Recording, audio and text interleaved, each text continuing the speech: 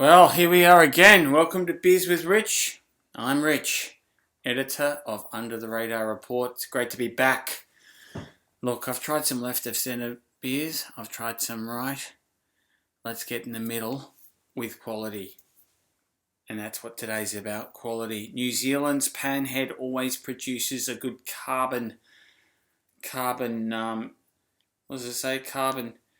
neutral beer. Well, let's see whether running on empty hits the mark. Running on empty. I'm all over the shop. Let's crack it. Sounds good so far.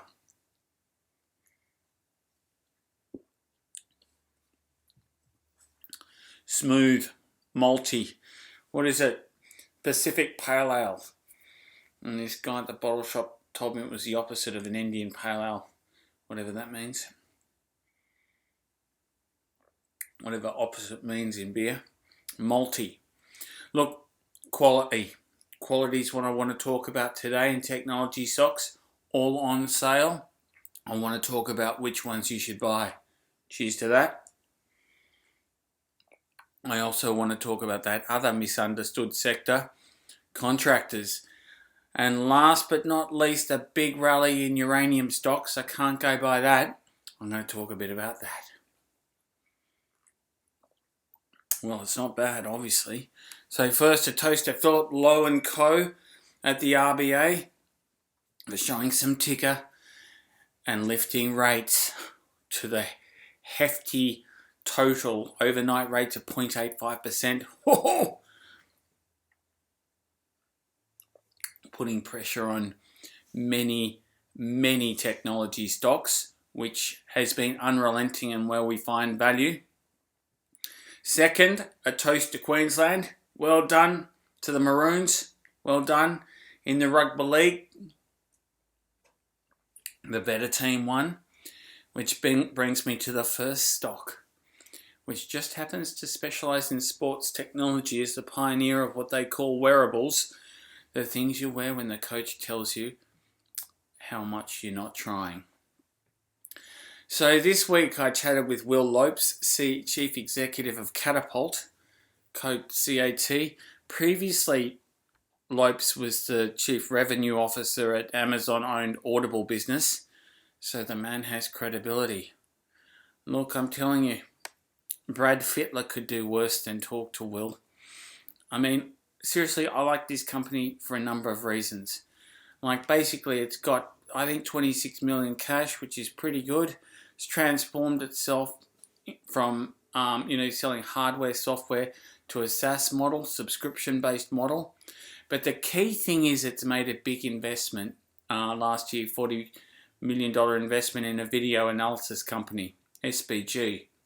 So basically, this company has, it's a pioneer of wearables, which are those things that I told you about that people seem to wear when they're running around, among professional teams. So it's got 10% market share and only 2.5% market share in video analysis technology. But the average spend on wearables is about $20,000 per professional team, whereas on video technology, which is more about tactics, it's $40,000. So you can see just quickly, it gives you an insight into the kind of inroads that they can make when they increase their market share. So clearly there's big money to be made on that front. But the thing is, because they've made this big investment in, scale, the step change of the company, it's still making losses.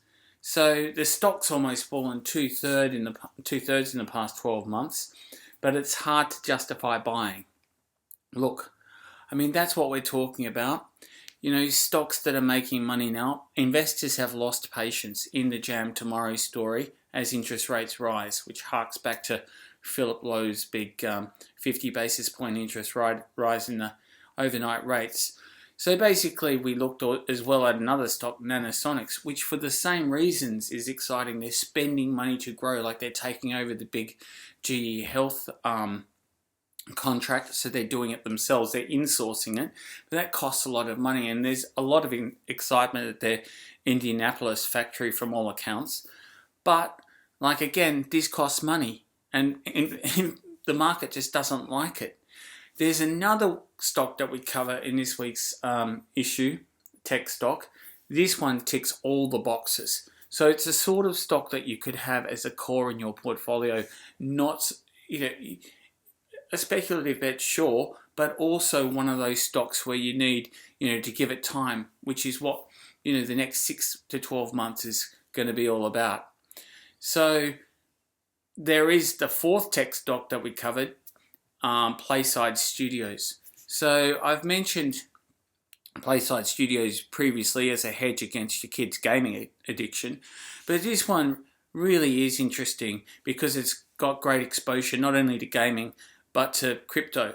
I mean, this company off almost a zero cost base made $8.4 million straight off the bat minting something called beans. So I mean, that's like the kind of exposure you're getting. So it's only if you're willing to embrace that kind of market do you throw your hat in the ring to, let's face it, what is a punt. Another sector that we covered this week, which is interesting, is contractors. These stocks also have volatility. I mean, a contractor's only so good as its next contract, and is often rated more on poor performing contracts than well-performing contracts, so they can get hit hard. They're literally at the mercy of one contract. And we've got a good track record in this space. We've found 3 stocks that we rate highly. And basically the thing is that these stocks have financial strength but also operational strength with diversified business models. So they're a strong sector at this point in the cycle because they're leveraged to infrastructure and resources spend. Most importantly, these stocks are not expensive. So they're making big inroads on increasing earnings quality, which means increasing recurring income. So like next week, we look in detail in our report at the global uranium market. So basically what we're seeing there is a switching away from Russia. And the sector had a huge rally this week, but there was actually no company-specific news. Like what we could find was a tweet stating that President Biden's pushing to spend $4.3 billion US, obviously, on buying enriched uranium direct from US producers. So that uranium can be produced anywhere, but obviously not Russia. And the main point is that he's increasing the IP. He's trying to increase the IP in the US to enrich the stuff so that they're not relying on Russia. So, and obviously this being a US development, set the market on fire for uranium across the board. So the Canadian gorilla jumped and the rest followed. That's Cameco. So all the uranium stocks ran hard on the increased incentives for production. So what's coming up? Well, let's talk about those 4 uranium stocks that we cover: Flag Bearer, Paladin Energy, Boss Energy, Bannerman Resources, Lotus Resources. So find out which ones we like, because there's vastly different, really different risk profiles involved with each of them based on mine location, stage of development. So find out which ones we like. Also, there's an emerging nickel producer worth checking out. We cover, which we rate really highly. The last one we produced, Western Areas. Let's have a toast to Western Areas. It's been taken over by IGO. It's a toast to that. Here's to take over potential. It's great to be back. Looking forward to next week's beers. Rich signing off.